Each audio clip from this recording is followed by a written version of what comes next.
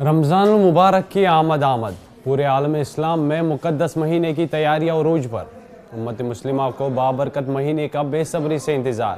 ناظرین، آپ دیکھ رہے ہیں نیوز 18 کا ڈیجیٹل پلیٹ فارم، میں ہوں آپ کے ساتھ مدثر میر۔ رمضان المبارک کی آمد ہے۔ پورے عالم اسلام میں مقدس مہینے کی تیاریاں عروج پر ہے۔ مسلمانان عالم اس بابرکت مہینے کا بے صبری سے انتظار کر رہے ہیں۔ مساجد میں نماز تراویح کی تیاریاں مکمل ہو چکی ہے۔ لاکھوں حفاظ کرام اس مقدس مہینے میں دنیا بھر کی مساجد میں تراویح کی نماز پڑھانے کی سعادت حاصل کریں گے۔ ماہ سیام اور قرآن مجید کا آپس میں گہرا تعلق ہے۔ یہ وہی مہینہ ہے جس میں قرآن پاک نازل ہوا۔ شہر رمضان الذی انزل فیہ القرآن، یعنی وہ مہینہ جس میں دنیا کی مقدس ترین کتاب یعنی قرآن پاک کا نزول ہوا۔ اللہ تعالیٰ نے قرآن کے نزول کا مقصد بیان کرتے ہوئے ارشاد فرمایا، یہ کتاب انسانوں کی ہدایت کے لیے نازل کی گئی ہے، یعنی اس قرآن کے ذریعے جو بھی ہدایت حاصل کرنا چاہے گا اسے یقیناً ہدایت حاصل ہوگی۔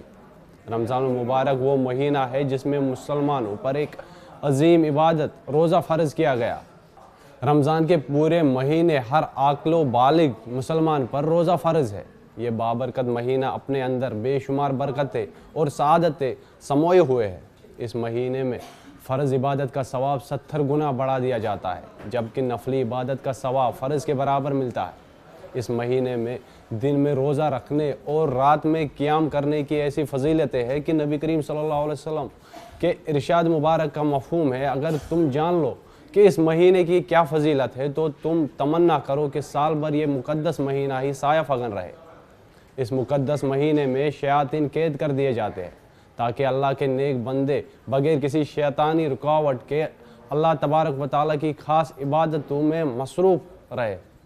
ایسے میں امت مسلمہ کو چاہے کہ وہ اس مہینے میں زیادہ سے زیادہ عبادت کرنے پر اپنی توجہ مرکوز کرے اور اپنے رب کو راضی کرے تاکہ جنت میں داخل ہو سکے اور عذاب جہنم سے بچ سکے۔